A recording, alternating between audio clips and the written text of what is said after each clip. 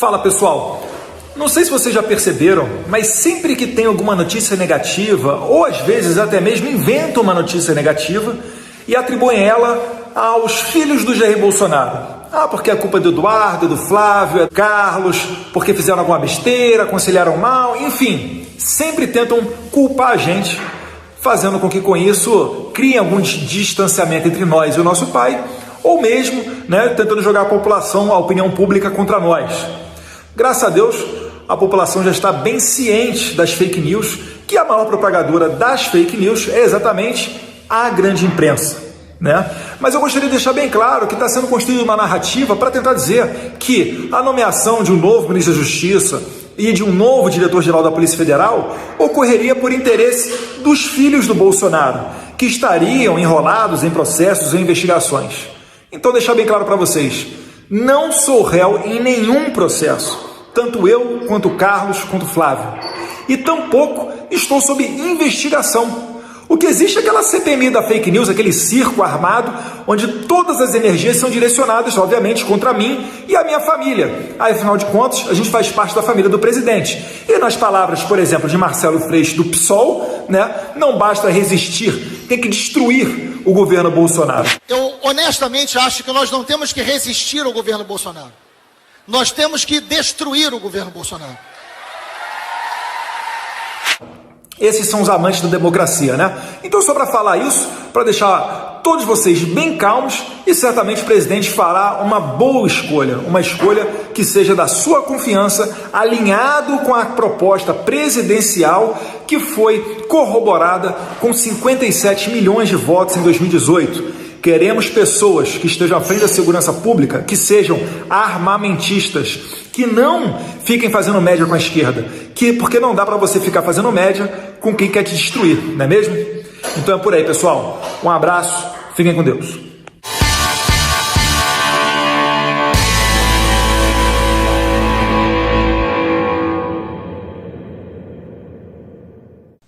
E você às vezes fica pensando, será por que o pessoal, qual é a motivação que esse pessoal quer derrubar o Bolsonaro? Vamos pensar um pouquinho? Antigamente, o Rodrigo Maia foi presidente durante o período do governo Temer também, e ele não tinha esses embates. Então, quando teve a eleição, o Rodrigo Maia foi reeleito com algo em torno de um pouco mais de 70 mil votos, se não me engano. Muitas das vezes atribuem a ele a independência do Congresso. Não foi o Rodrigo Maia que deu a independência do Congresso, foi Jair Bolsonaro que deu a independência do Congresso. Porque até Jair Bolsonaro, e você pode falar isso tranquilamente, de 1985 para cá, após a redemocratização, nas palavras até de Roberto Jefferson, que é uma pessoa que tem muito mais experiência do que eu, goste você ou não do Roberto Jefferson, ele disse que todos os presidentes fizeram tomar lá da cá para ter uma relação boa com o Congresso. E o Fernando Henrique, na coluna dele desse final de semana, eu não lembro agora qual jornal que foi publicado, ele fala isso com outras palavras. Ele fala que quem não negocia com o Congresso, quem não tem diálogo com o Congresso, que tipo de diálogo? Mensalão? Petrolão? Você lotear diretorias da Petrobras? Ministérios? Então, assim, o Jair Bolsonaro é a única peça, talvez, desse sistema que está dando problema na engrenagem. Se fosse o Haddad, se fosse qualquer outro, eu duvido que não estaria molhando a mão da imprensa, que não estaria fazendo acordos com essa ala podre. E aí é o que a Carolina Detoni acabou de falar. O Bolsonaro ele foi eleito exatamente para isso. Gente, se fosse fácil para fazer, se fosse fácil de fazer, outros já teriam feito. Quando você entra numa luta dessa para romper com o sistema, é claro que vai haver arranhões, ranger de dentes, vai haver feridos no meio do caminho. Isso daí é natural. Não acho você que vai ser um caminho que não é estressante. É estressante, mas a gente só tem duas opções. Ou a gente tem essa vida estressante e tenta de uma vez por todas levantar esse gigante brasileiro, que todo mundo sabe que tem todos os potenciais do mundo, tem mão de obra, tem recursos naturais, é um país tamanho continental, enfim. Ou a gente vai nessa linha para tentar ter um futuro melhor para os nossos filhos, ou a gente vive igual Cordeirinho, trabalhando até junho para pagar imposto, e os larápios fazendo essas patifarias e roubando o dinheiro público. E entrando agora, Caroline, na questão das MPs que caducaram, pode falar. a gente tem que falar da questão da CPI, porque esse plano aí que a gente tava, só para seguir essa linha de raciocínio, Eduardo, até o primeiro ano, se a gente, digamos assim, a CPI, se ela for levada a cabo até o ano que vem, e aí eu quero te parabenizar por ter entrado na justiça para tentar derrubar a CPMI das fake news, e eles tentarem dizer que houve manipulação das eleições, caso eles tentem derrubar o presidente pela CPI, tem eleição indireta. E aí quem teria alçado o presidente? Nesse plano aí de reeleição do presidente das casas legislativas, que é um plano que eu acho que vai fracassar, porque agora veio à tona, agora fica muito vergonhoso e feio querer mudar a Constituição no meio de uma sessão remota, e eu acho que o presidente vai vir perdendo força, porque a popularidade dele, do presidente da casa legislativa, né, das casas legislativas. E eu acho que esse plano de reeleição, para mim, foi por água abaixo já. Eu acredito que, principalmente também depois da denúncia feita pelo Roberto Jefferson, ele falou o seguinte, que seria o mandato como presidente da Câmara do Rodrigo Maia, ele dura até o final desse ano, tá, gente? Então, ano que vem, já começa o ano com outro presidente da Câmara. O que, nas palavras de Roberto Jefferson, o Rodrigo Maia está articulando? Ele está articulando para fazer uma alteração da Constituição, isso é feito através da PEC, que é a proposta de emenda à Constituição, para que o Rodrigo Maia possa se reeleger, coisa que hoje não é possível.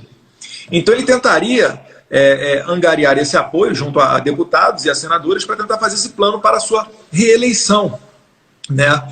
E eu não acredito que e mais à frente também, tirando o presidente e tendo eleição indireta, eu não acredito que o Rodrigo Maia tenha força para conseguir, ele que fez apenas 70 mil votos, que ele consiga retirar o presidente da República, que teve 58 milhões de votos.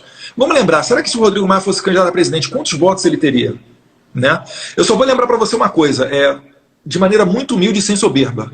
Eu fui eleito com um pouco mais de 1.800.000 votos. Eu tive mais voto do que a Marina Silva, eu tive mais voto do que o Boulos, eu tive só em São Paulo, tá, gente? Mais voto do que o Henrique Meirelles e mais voto do que o Cabo Daciolo. Será quantos votos que o Rodrigo Maia teria para presidente da República nesse momento?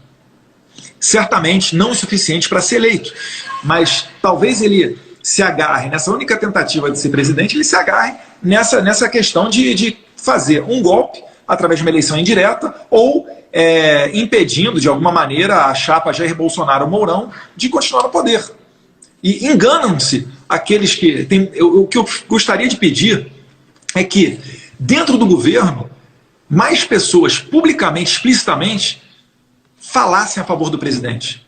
Porque aqueles verdadeiros guerreiros não falam só no momento da vitória, falam também nos momentos em que a gente está sob fogo.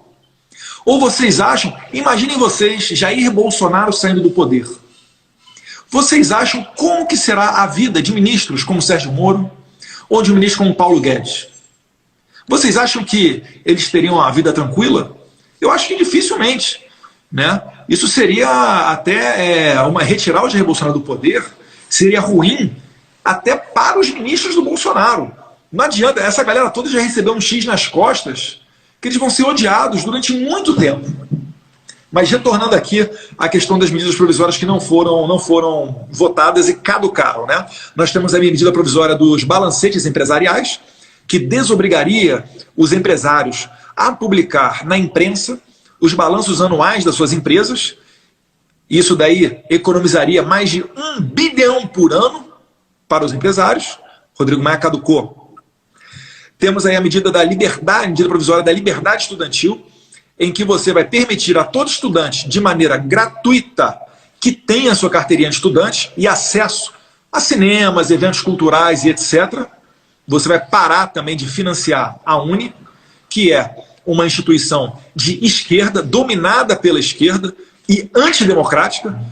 Basta você ver que você não tem como nem às vezes entrar em universidade com uma camisa do Bolsonaro, que você é espancado e cuspido, e a Uni não fala nada com relação a isso, e mesmo que seja numa instituição secundária, em nível médio, também não fala nada sobre isso.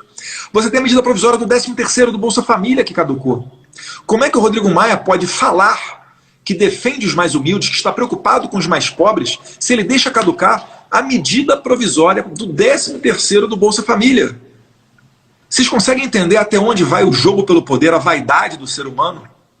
Isso daí, gente, a última pessoa que estão preocupados é com você. A última pessoa. fazer o certo, não precisa de nada, não precisa do Rodrigo Maia acertar com o presidente, negociar nada.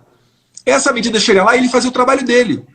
Agora, o Rodrigo Maia é um funcionário público, ele trabalha para o povo, pelo menos em tese.